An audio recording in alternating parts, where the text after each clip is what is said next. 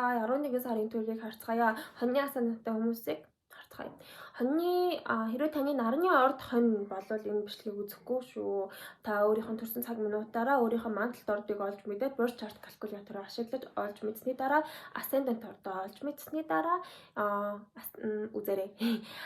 Ascendant орд гэдэг нь таныг төрж явах мөчүүд Тэнгэрийн хаяаны зүүн зүгт мандаж байсан одны констелляцийг хэлж байгаа. Тэгэхээр мандалт орд буюу ascendant орд мөн rising sign гэж бас хэлдэг. Rising, ascendant, мандалт аль нь ч гэж болно. Гол нь мандалт ордороо энэ бичлэгийг үзээрэй гэж зөвлөе. За хоньны ascendantтай хүмүүсийн хувьд хоньны ascendant-ыг эрхшээгч ангараг гараг Марс гараг нь одоогор 8 дахь хавс болох хилэнцгийн орд дээр байгаа. Гэхдээ 11 сарын 4-өөс хойш Марс нь 9 дахь хавс болох Нумын орд руу нүнэ. 11 сарын 4-өөс хойш хоньны ascendant хүмүүс холын аялалд явах, эсвэл дэд боловсрол, эсвэл шашин шүтлэг, ямар нэгэн ихтгэл үнэмшилтэй холбоотой үйл хэрэгүүд дээр илүү их төвлөрч, эсвэл таныг хүрээлэх орчин нөхцөл байдал нэгдүгээр хавсан зүйлүүдээр солигдох боломжтой. Энэ хугацаанд урд өмнө хийж үзээгүй зүйлсээ хийж байгаа хоньны ascendant хүмүүс байж болохын магадгүй энэ спорт байж болно, ямар нэгэн эрсдэл дагуулдаг ямар нэгэн тийм зүйлс бас хийх магадлалтай. Гэтэ энэ хугацаанд хитрхи өөртөө жоох итгэлтэй байдал эсвэл хитрхи гэгээлэг байдал илүү хэрэгжимжих үе бас мөн учраас баг зэргийн эрүүл ухаан, өөрийгөө хянах чадвар баг зэргийн хэрэгтэй гэж болох юм аа. Тэгэхээр шууд зориглон ямар нэгэн чухал шийдвэрүүдийг битгий гаргаарай гэж зөвлөж, жоохон азнаарай гэж зөвлөе. Гэхдээ энэ 11 сарын 9-нд бууд ухарна. Mercury retrograde таны мөн 9 дахь хавс дээр болж байгаа. Тэгэхээр 9 дахь хавсын сэдвүүд нь маш ихээр хөндөгдөж байна. Ангарагч таны 9 дахь хавс дээр, Mercury retrograde гэсэн таны 9 дахь хавс дээр. Тэгэхээр энэ хугацаанд урд өмнө орхигдуулсан шашин шүтлэгийн асуудал, эсвэл ямар нэгэн холын аялал, гадаад хэрэг, зарим нь аялж явах явцдаа баг зэргийн хүндрэл сорилтуудтай учрах ч юм уу бас байж болох юм. Эсвэл ямар нэгэн хийж байгаа экстрим зүйлс чинь, спорт чинь ч юм уу юу ч гэж болно. Тэр таны хийж байгаа зүйлс чинь эдгээр зүйлс нь баг зэргийн сорилтонд орно, хүнд хэцүү байж болно. 11 сарын 9-өөс хойш 11 сарын 29 хүртэл ерөнхийдөө 11 сарыг дуустал Mercury retrograde үргэлжлэх учраас энэ 3-7 хоногийн хугацаанд бол баг зэргийн болгоомжлоорой шинэ хүмүүс эсвэл хуучин хүмүүс эсвэл хуучин амьдралдаа орхигдуулсан асуудлууд нь дахин шинээр таны урд гарч ирэх үе яж болно.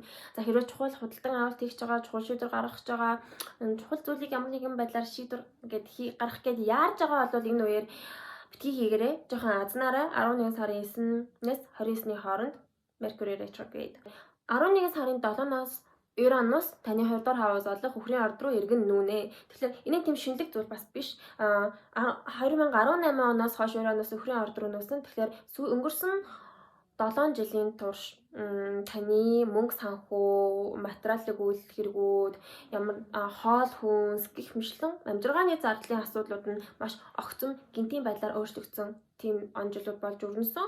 Тэгэхээр энэ жил Uranus таны 3 дахь хавс руу нүүснэ. Буцаад одоо 2 дахь хавс руу нүүж байгаа учраас баг зэргийн мөнгөний асуудлууд дээр гинтийн таамаглаагүй байдлаар нөлөөлөх болно. Энэ нь сайн ч гэж болно, муу ч гэж болно. Гинтийн байдлаар мөнгө ихсэх эсвэл гинтийн байдлаар мөнгөгүй олох ч юм уу. Эсвэл ямар нэгэн байдлаар хоол хүнсний асуудлууд дээр илүү гинтийн таамаглаагүй байдлаар төлөвлөгөөний дагуу бус surpriseтай тийм үе 11 сарын 7-наас хойш эхэлнэ.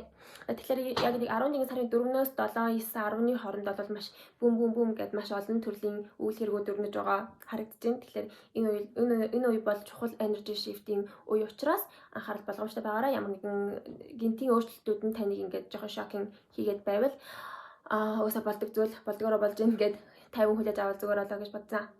За илүү детальчилж харцгаая. За 11 сарын 4-нд ангараг гарыг таны 9 дахь хавс руу нүүмгцээ 11 сарын 5-нд Uranus буюу Тэнгэрийн ван гарагтай эсрэгцэн. Тэгэхээр 4-өөс 7-ны хооронд гинтийн таамаглаагүй байдлаар бие махбодын хувьд өөрчлөлтүүд тохиох, өвдөх ч юм уу, эсвэл гинтийн шийдвэр гаргах, эсвэл гинтийн хийх гэж байсан зүйлээ их болох, хийхгүй гэж байснаа хийх гэх мэтчлэнгээр нөлөөлж болно. Тэгэхээр Uranus нь хэлсэнтэй энэ нь гинтийн байдаг учраас сайн муу гэж хэлэхэд хэцүү. За 11 сарын 13-нд ангараг гараг бууд гарагтай уулзсан. Тэгэхээр 8-аас 15-ны хооронд иш тийш явах, мэдээлэлтэй харьцах, бичиг цаасны ажил хийх гэх мэтлэнгээр нөлөөлж болно. Гэхдээ эдгээр нь баг зэргийн тийм сайн эерэг гэхээсээ илүү баг хэцүү, жоохон сорилттой байж болно. За 11 сарын 24-нд ангараг гараг өмнөд зандлаатай уулзна. Тэгэхээр 20-оос 29-ны хооронд ямар нэгэн цэгцэж дуусгах шаардлагатай үйл хэрэгүүд байж болно. Эсвэл бага зэргийн өөрийгөө хумаад сэтгэл санаа бага зэргийн уналттай жоохон хямарсан мэдрэмж төрсөн үе бас байж болно. Энэ South-нуудын нөлөө нь 20-оос 29-ны хооронд нөлөөлнө. Тэгэхээр энэ яг Mercury retrograde дуусах үе хүртэл байгаад тэгэхээр энэ 3-7 хоногийн хугацаанд нэг тийм шинэ өөрчлөлт гараад тэдгээрийг цэгцлээд хүлээн аваад сурах ёстой, хичээлээ сурах тийм үе гэж ойлгоорой. 11 сар бол завгүй үе байх нь шүү. Ер нь бол яг завгүй гэдэг нь Mercury retrograde, Uranus RX бүгдийн юм хэлж байна л да. За хоньны асандын 7 дугаар хавс олох түмжлэл гэрээ хэлцээр бүх төрлийн нэг харилцаа хайр дурлал гэрлэл гэх мэтлэн сэдвүүдийг харцгаая. За 11 сарын эхний 7 хоног бол хосын харилцаанд эрэг таатай нөлөөтэй байна. Учир нь яг сугар гарыг бархасаад гарагтай дөрвөлжин аспект үүсгэн. Тэгэхээр 10 сарын 31-ээс 11 сарын 6-ны хооронд бол хүмүүстэй хэрвээ харилцах үйл хэрэг гэдэг бол харилцаа нь ихсэх эсвэл гэрээ хэлцээр нь тэлэх боломжтой үнэтэй танилцах эсвэл хосын харилцааны эрэг таатай байдлаар нөлөөлнө. Эхний 7 хоног бол дэжгүй яг Uranus таны 2 дугаар хаус руу орох хүртэл.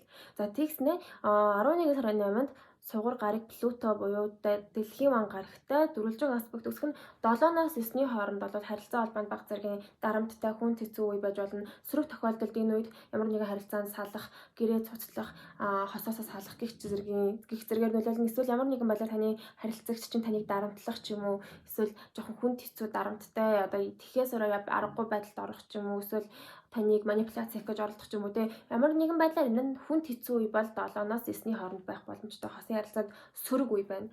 За тэгснэ 11 сарын 25 болон 27-нд сугар гарыг бууд олон бархасаад гарагтай уулзаж бас гурвалжин аспект үүсгэн. Тэгэхээр 23-наас 29-ний хооронд эрэг таатай гэрээ хэлцээр уулзалт цуглаан хийж болохоор байна.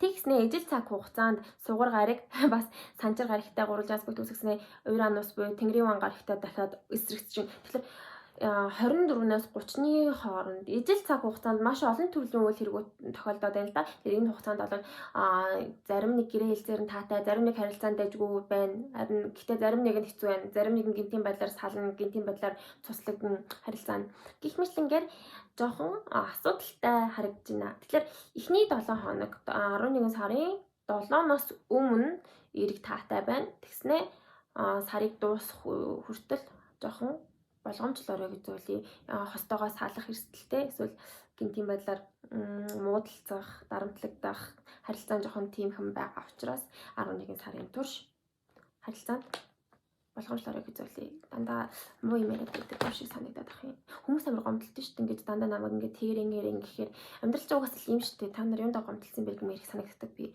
Юу тааш эрэг таатай үе чинь муу ч үе байна. Ер нь та нараа өөрсдөө диваажнд байна гэж бодоод байгаа юм уу? Ер нь ягаад дандаа надаас сайхан үг сонсохыг хүсдэг юм тийм үстэй. За юу тааш 7 дугаар хавсан сэдв нэг тиймэрхүү байна.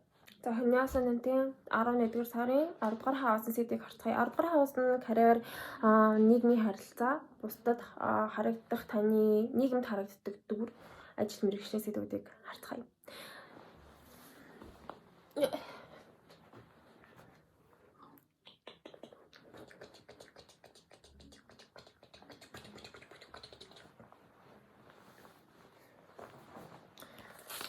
За 10 дугаар сарын турш ажил мэргэжлийн сэдвүүний эрэг таатай байна гэж хэлэхэд болно. Гэхдээ бага зэргийн даван туулах сэдвүүд байгаа. Гэхдээ тэр нь одоо усны эцэст жаргал гэдэг шиг таатай байна. За 11 сарын 11-нд Jupiter retrograde эхэлнэ. Тэгснэ 11 сарын 12-нд санчир гарыг Jupiterтэй гурвалжин аспект үүсгэн. Тэгэхээр 11 сарын 5-наас 17-ны хооронд эрэг таатай нөлөөтэй байна. Залгууладаас 11 сарын 17-нд санчир гарыг нартай гурвалжин аспект үүсгэн. Тэгэхээр нар болон бархасад гаригийн нөлөө нь хамтдаа орж ирж байгаа үе. Учираас энэ үед сонгон шалгарах, ажил мэргэжлийн хувьд ололт амжилттай байх, бусдад хүлээн зөвшөөрөгдөх, нэр хүндтэй байх боломжтой үе болвол 5-наас 21-ний хооронд байна шүү. Энэ бол маш их боломжтой, карьераа өсгөх боломжтой таатай, маш давгүй, дайжгүй цаг үе байна. За тэгснэ 11 сарын 23 санчир гарыг Mercury retrogradeтэй гурвалжин аспект үүсгэн 20-наас 27-ны хооронд бага зэргийн дургүй газар руугаа явах шаардлага гарах, дургүй харилцаа үүсгэх, эсвэл дургийн ойрын аялал хийх, эсвэл бичиг цаасны ажлуудаар хийж суух ч юм уу те толгоогоо ажиллуулж гүйлгээ ухаан шаардсан үйл хэргүүдийг хийх шаардлага гарч магадгүй. Гэхдээ энэ нь тухгүй ч гэсэн таныг ерөнхийдөө хүлээн зөвшөөрөгдөхөд таатай нөхцөл байдлыг бүрдүүлнэ. Зовсны эцэст жаргана. Хөл засаруулсан хэрээр хүртэх тийм боломжтой цаг үе. За 11 сарын 27-нд Санчир гарыг Сугар гаригтай гурван аспект үүсгэн. Тэгэхээр 24-наас 30-ны хооронд ажил мэргэжлийн хувьд эрэг таатай боломжуудаар дүрж ийн. Энэ үед бол хүлээн зөвшөөрөгдөх өөр бус хүмүүстэй уулзаж гэрээ хэлцээр хийх, эрэг таатай дайггүй харилцаанууд үүсэх, эсвэл нөгөө дайггүй гэрээ хэлцээр үүсгэх юм уу те. Бас давгүй дайггүй байна. Энэ дундах Mercury retrogradeтэй Санчир гараг гурван аспект үүсгэх нэг 20-с 27-ны хооронд энэ 7 хоног л жоохон хүнд хэцүү болохоос бусдаар бол дайггүй харагдаж байна. За 11 сарын 28-нд Санчир гараг буцах хөдөлгөөнтэйсэн Санчир гараг хэвийн хөдөлгөөнчилж байгаа юм байна. Тэгэхээр өнгөрсөн 4 сарын турш ажил мэргэжил нийгмийн харилцааны сэдвийн хүрээнд таны амьдрал ямар нэг өөрчлөлт гарсан болвол энэ хугацаанд ямар нэгэн сорилттой хүнд хэцүү тийм асуудлууд байсан болвол яг 22-ноос 12 сарын 4-ний хооронд ингээд үр дүн нь гарч ирээд одоо яг цаашдаа яг энэ чигээрээ энэ темплейтийн дагуу цаашдаа явна. Энэ үед яг чухал ямар нэгэн ажлын шийдвэр нь гараад нэг жин там болох үе гэж ойлгож болох юм аа. Өнгөрсөн 4 сарын турш Санчир гараг ретрогрейд хөдөлгөөнд байсан учраас энэ 4 сарын хугацаанд таны мэргэжлийн хүрээнд эсвэл нийгмийн харилцааны сэдвийн хүрээнд жоохон сорилттой эсвэл тийм өөрчлөлт чинь тийм амар зүйл биш шүү дээ. Тийм учраас энэ тань жоохон хүнд хэцүү санагдсан байж магадгүй. Тэгэхээр 28-наас хойш буюу энэ нэг хэд хоногийн 22-ноос 12 сарын 4-ний хооронд энэ хугацаанд ажил мэргэжлийн сэдвийн хүрээнд нэг зүйлийг ингээд за одоо ийм байх шүү гэж байгаа. Тийм үү юм аа. Ямар сунжраа ирчвэ. Юутаач нэг чухал шийдвэр гараад чухал үйл хэрэгүүд өөрнө нь та хэрвээ ажлаас олсон бол энэ ажилдаа ижил дасаад энэ чигээрээ цааштай байна. Эсвэл ямар нэгэн шинэ ажил эхлүүлэх байгаа бол энэ үед яг жигнэсээ эхлээд ажил чинь цааштай ингээ өрнөж явах ч юм уу те. Юутаач 10 дахь хавсан сэдв нь бол эрэг татаад дайжгүй байна. За 2 дахь хавс болох амжиргааны зардал, мөнгө санхүү, материалын үйл хэргийн сэдвүүдийг харцгаая. 11 сард ямар ахыг харцгаая. Таны 2 дахь хавс сэдвүүдийг болвол Сугар гарыг захирдаг. Тэгэхээр Сугар гаригийн ямар гаригуудтай аспект үүсгэж байгаа, хаана юу хийж явж байгааг таны мөнгөний сэдв урамсгалыг харах боломжтой Сугар гаригаас.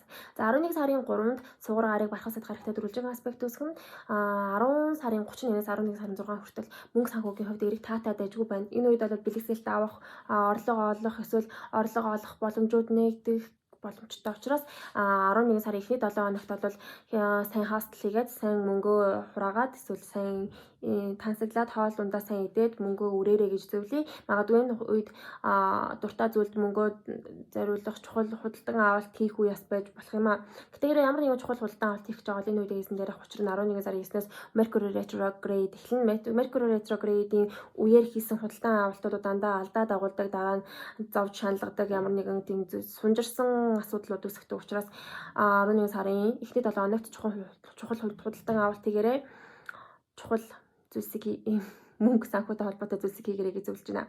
За 11 сарын 8-нд Сугар гарыг Плутотой дөрвөлжин аспект үүсгэн дэлхийн ван гарагийн нөлөөнд суудаж энэ үед гинтийн байдлаар одоо юу гэмээр юм бэ тийм дарамт шахалттай санхүүгийн асуудлууд үүсэж магадгүй. Энэ танд хэлсэндээ өмнө 11 сарын 7-ноос хойш Юранос таны 20 дахь хавс руу нүүж байгаа. Тэгэхээр мөнгө санхүүгийн хувьд гинтийн тамгалаагүй байдлууд үүсэж байгаа шүү дээ. Тэгэхээр давхар Плутогийн аспект орж ирж байгаа. Дэлхийн ван гарагийн нөлөө нь 7-ноос 9-ний хооронд таныг тийм торгуул төлөх ч юм уу эсвэл гинтийн зарлага гаргах, шаардлага гаргах ч юм уу те тийм мөнгө санхүүгийн хувьд баг зэргийн дарамттай урамсгалыг бүрдүүлнэ 7-ноос 9-ний хооронд.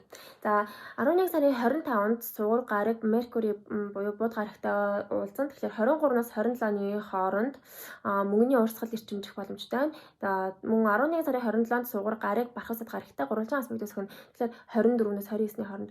Ерөнхийдөө 23-наас 29-ний хооронд. Сүүлийн 7 хоног бол мөнгө санхүүгийн хувьд эргэлттэй бас боломжийн мөнгө олох боломжуудтай эсвэл орлого орж ирэх мөнгө бэлэгсэлт авах, материал өгөх хэрэгүүд нь өргөжин тасны эрэг таатай үе байна шүү. Бас дайггүй байна. Тэгснэ энэ ижил цаг хугацаанд маш олон гаригийн нөлөөнүүд орж ирж байна л да. 11 сарын 27-нд сугар гариг мөн санчир гаригтай гурвалж аспект үүсгэж байгаа. Тэгсэн 11 сарын 30-нд сугар гариг Тэнгэрийн ван гарагтай эсрэгсэж байгаа. Тэгэхээр энэ санчир гаригийн нөлөө нь 24-нээс 30-ны хооронд мөнгө санхүүгийн хувьд баг зэргийн дутагдсан уур амьсгалаар нөлөөлж магадгүй. Тэгсэн хэрнээ энэ давхар бас бархасаад гаригийн нөлөөтэй давхцаж байгаа учраас мөнгө санхүү нь жоохон дутагдж байгаа. Эсвэл тэгснээ бас мөнгө орлого орж ирээд байгаа. Мөнгөний асуудлуудыг энэ давхар шийдэж өгöd байгаа юм шиг те. Тэм сайн муутай олон төрлийн үйл явдалтай байгаа юм шиг харагдаж байна. 11 сарын гацанд сугар гарыг Тэнгэрийн ван гарагтай эсрэгцэх учраас энэ үед гинтийн таамаглаагүй зарлага гарах эсвэл гинтийн таамаглаагүй мөнгө санхүүд өөрчлөлт гарах төлөвлөгөөний дагуу бус байх боломжтой. Энэ үед зарлага гарах боломжтой учраас энэ үед ямар нэгэн мөнгөний жоохон нөөцтэй байвал зохистой. Магадгүй нөгөө сайн талаас харах юм бол энэ гинэт орлого орж ирэх боломжтой ч гэсэн муу талаас харах юм бол хөвчлэн гинтийн их зарлага гарах гих зэргээр нөлөөлдөг. Таны 4-р хавс олох. За хоньны асуунуудын 4-р хавс олох сарны хөдөлгөөнийг харцгаая.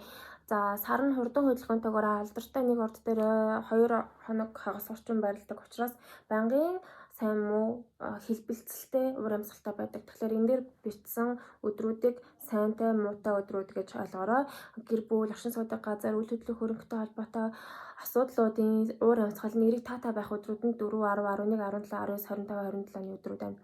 Энэ өдрүүдийн өмнөх эсвэл дараагийн өдрүүд бас байж болно. За жоохон болгоомжлох уур амьсгал жоохон онцгүй байх өдрүүд нь бол 2, 7, 8, 13, 15, 21, 22, 29, 30-ны өдрүүд байх боломжтой. Тэгэхээр ямар нэгэн байдлаар эрэг таатай зүйлсийг нэг сайн өдрүүд нь хийгээрэй. Чухал шийдвэрүүдийг сайн өдрүүд нь хийгээрэй гэж зөвлөе. За энэ жилийн хугацаанд энэ 25 оны 6 сараас 26 оны 6 сар хүртэл бархасаад гарыг таны 4-р хавс буюу гэр бүл оршин суудаг газар үйл хөдлөх хөрөнгөтэй холбоотой сэдвүүдээр ирсэн байгаа. Тэгэхээр бархасаад гарыг нь маш эрэг таатай тэлэлтийн нөлөөг авчирдаг учраас та энэ нэг жилийн хугацаанд бол гэртээ олж байгаа, байшинтай олж байгаа эсвэл оршин суудаг газарт өргөжин тэлж байгаа гэрээ томруулж байгаа ч юм уу те эсвэл өөр тохиолдолд гэр бүлийн гишүүд нэмэгдэж байгаа эсвэл гэр бүлтэйгээ харилцаа илүү их нэмэгдэж байгаа ч юм уу ямар нэгэн байдлаар энэ дотоод сэдвийн хүрээнд жоохон таатай эрэг боломжтой тийм жил болж өрнөж байгаа. Энэ нь сайн мэдээ. За тэгэхээр 11 сарын 3-нд бархасаад гарыг сугартай дөрвөлжин аспект үүсгэн тэгэхээр эхний 7 хоног бол 11 сарын 6 хүртэл. Эхний 7 хоног гэр бүл оршин суудаг газарт таатай үйл хэрэгүүд тохиох боломжтой, тэмдэглэлт үйл хэрэг тохиох боломжтой, гэр бүлтэйгээ цуглаж, амттай хоол идэж, эсвэл цагийг зугаатай өнгөрөөж, амралтын уур амьсгалтай байж болно. За тэгснэ 11 сарын 12-нд бархасаад гарыг санчир гарагтай гурвалжин аспект үүсгэн.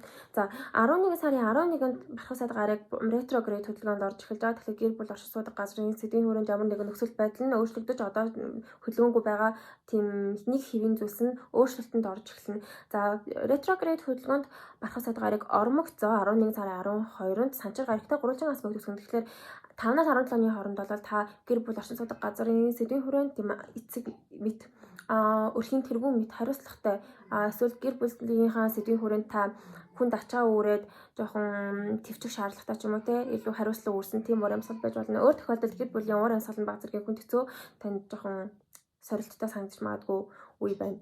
За 11 сарын 17-нд бархасаад гарыг нартай гурвалжин аспект үүсгэн 13-аас 21-ний хооронд гэр бүл оршин суудаг газрын сэдвийн хүрээнд бусдад ил олгох, зарлан тунхаглах шаардлагатай үйл хэрэг тохиолж болно. За 11 сарын 23-нд бархасаад гарыг бууд гарагтай гурвалжин аспект тэгснээ 20-оос 12 сарын 10-ны хооронд энэ бол нэг 20 хоног орчим нөлөөлөх юм байна. Тэгэхээр энэ хугацаанд 20-оос 12 сарын 10-ны хооронд нүүд суух, гэр бүлтэйгээ ярилцах, эсвэл ямар нэгэн үйл хөдлөхтэй холбоотой бичиг цаасны ажил хэрэг хийх гэх жишээний үйл хэрэгүүд тохиох боломжтой тийм хөдөлгөөнтэй үе байна. Тэгснээ энэ Jupiter, Mercury хоёулаа RX хөдөлгөөнд ретроград хөдөлгөөнд байгаа учраас энэ бол маш том өөрчлөлтүүд тохиох боломжтой болов энэ хугацаанд. За 11 сарын 27-нд бархасаад гарыг сугар гарагтай гурвалжин аспект үүсгэн. Тэгэхээр өмнө хэлсэнчлэн эхний 7 хоног болон сүүлийн 7 хоног хоёулаа эрэг таатай уур амьсгалтай гэр бүл оршин суудаг сэдвийн хүрээнд. Оршин суудаг газрын сэдвийн хүрээнд. Тэгэхээр эхэнд дэжгүй сүүлийн 7 хоногоос дэжгүй. Тэмдэглэлт үйл хэрэг тохиох, гэртээ гоё юм худалдаж авах, үнэтэй зүйл авах, гэрээ тохижуулах, интерьер хийх, эсвэл гэр бүлтэйг цаг зугаатай тухтай өнгөрөөж амралтын урамсгалтай байж амттай зүйлс идэх гэх жишээний байж болохоор байна. За ерөнхийдөө 4 дугаар хаусын сэдвийн хүрээнд даажгүй байгаа бололтой. Гэтэ баг зэргийн өөрчлөлт гарч магадгүй учрын барах судгарыг таны 4 дугаар хаус дээр ретрогрейд хөдөлгөөнд орж байгаа. За 11 сарын 5-нд тэргэл сар таны 2 дугаар хаус болох өхрийн орд дээр мандна. За 11 сарын 5-ны тэргэл сар нь таны мөнгө санхүү, хувийн амжиргааны зардлын сэдвүүдийн хүрээнд нөлөөлнө. Тэгэхээр 5-наас хойш 14 хоногийн турш бол мөнгө санхүү, мөнгөнд хэрхэн хандлагатай илүү их төвлөрөх, эсвэл хоол хүнсэнд хандах сэдвүүдэд төвлөрөх гэх мэтчлэнгээр энэ нь таны ямар нэгэн тэм чухал үн цэнтэй материалыг газарцсан сэдвүүдэд илүү ихээр нөлөөлнө. 11 сарын 5-нд хордлого авах ч юм уу те хоол хүнсэнд жоохон хянамга андараа гэж зөвлөе. Энэ 5-наас хэд хоногийн хугацаанд одоо 11 сарын 7-нд ч бас давхар Юранус таны 2 дугаар хаус руу орж байгаа шүү дээ. 2 дугаар хаус дээр бас их үйл хэрэгүүд болж шүү. Үүний хаус дээр. За тэгснэ 11 сарын 19-нд болохоор шинэ сар таны 8 дугаар хаус болох хилэнцэн орд дээр мандна. Тэгэхээр 11 сарын 19-нээс хойш ямар нэгэн шинэ зээл авах ч юм уу те эсвэл ямар нэгэн хамтын өмч, өөр бусдын өмч хөрөнгөтэй холбоотой үйл хэрэгүүдэд дээр төвлөрч шинэ эхлэл тавихад тохиромжтой. Өөр тохиолдолд 8 дугаар хаус нь баг зэргийн залхуурсан урамсгалтай эсвэл ямар нэгэн залхууралтаа автаж гэж ажиглалтын байдалтай байж байгаад огцом бүх энерги хадгалж агаад нэг гаргаж ирдэг тийм онцлогтой хаус учраас 19-нээс хойш үр зээл эсвэл баг зэргийн сэтгэл санааны хямрал ч юм уу те эсвэл ямар нэгэн тийм 8 дугаар хаусын сэдвүүд нууц үйл хэрэгүүдтэй холбоотой үйл хэрэгүүд дээр илүү ихээр төвлөрч бас магадгүй. Юутаж new moon, full moon нэг юмрхүү байна. Тэгээд 12 сарын forecast-аар иргэн уулзцай түр баяртай. Like, subscribe дараарай. Миний хэлүүлэлтгүүдэд арах хэрэгтэй зү ер нь бол